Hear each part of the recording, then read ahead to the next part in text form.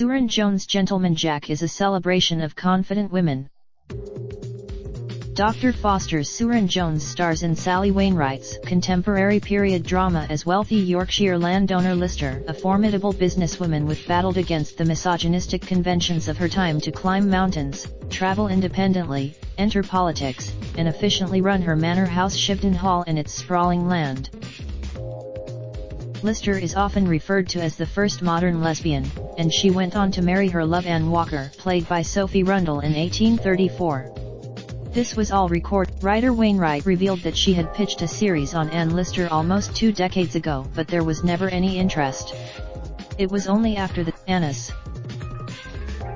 Wainwright also said she was impressed by Anne Lister's good mental health and self-assurance, which she wanted to champion and try and employ in her own life, rather than portray it as a form of arrogance.